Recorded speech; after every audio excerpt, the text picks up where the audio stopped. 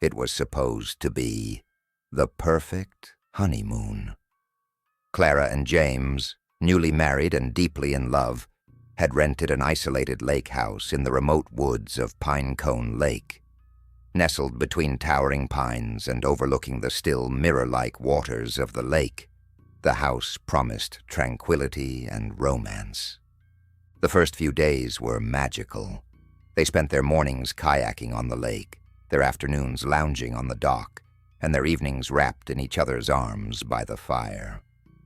But as the sun dipped below the horizon on their fourth night, something shifted. Clara was the first to notice it, a subtle but unsettling sensation that someone or something was watching them.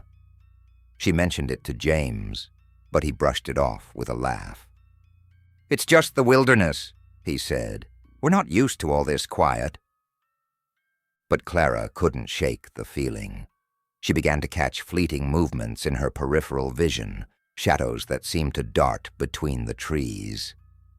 At first, she chalked it up to her imagination, but the sense of being watched grew stronger with each passing hour.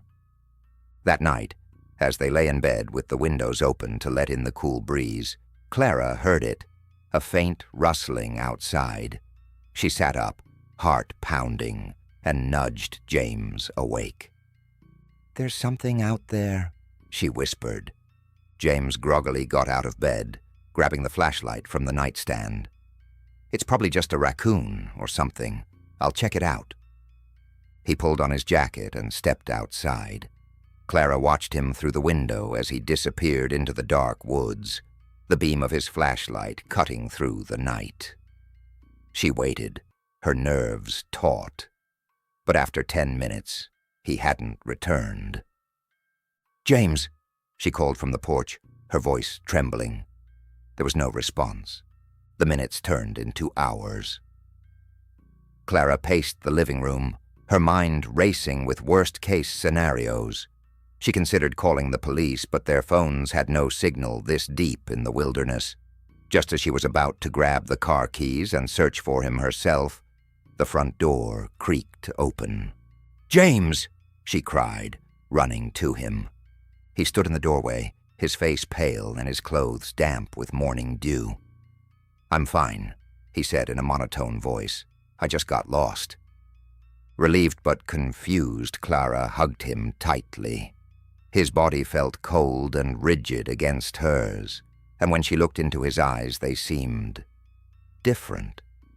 The warm, playful glint she loved was gone, replaced by something vacant and unrecognizable. The next day, Clara couldn't shake the feeling that something was off. James, normally energetic and talkative, seemed withdrawn. He barely ate breakfast and avoided her gaze.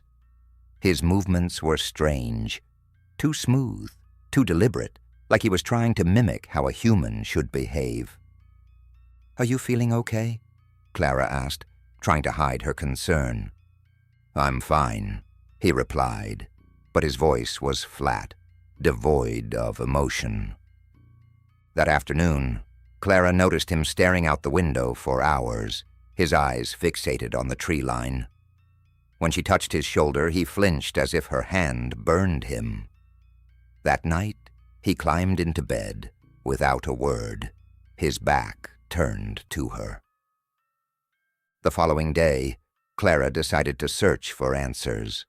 While James was sitting silently on the dock, she slipped upstairs to rummage through his belongings. She found his flashlight, still in the pocket of his jacket. The lens was cracked, and the metal casing was smeared with a dark, viscous substance. It wasn't mud. It smelled metallic, like blood. Her stomach turned. She hurried back downstairs, but James was gone.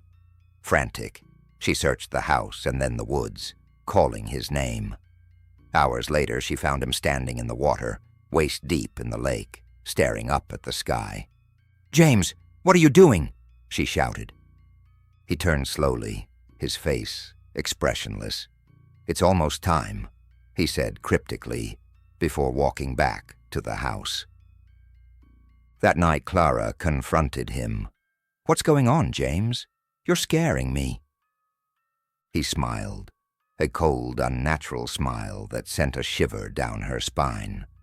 "I'm not James," he said, his voice a strange mix of his own and something else. "Not anymore." Clara stumbled back, her mind reeling. "What are you talking about?" James, or the thing inside him, took a step closer. "They've been watching your kind for centuries, studying, preparing. Last night, they chose me. I am their vessel now, their messenger." "Who?" Clara whispered, tears streaming down her face. He tilted his head, the faintest hint of amusement in his alien eyes. "They're here to cleanse this world, to make it theirs, and you, my love, will be their next host." Before Clara could react, James lunged at her. His hands were impossibly strong, pinning her to the floor. She screamed as something slithered from his mouth, a translucent, writhing parasite that glistened with a sickly glow. It forced its way into her mouth, its slimy tendrils invading her throat. Pain exploded in her head as the creature fused with her mind. Hours later, Clara awoke. Her body felt foreign, her mind a jumble of fragmented thoughts.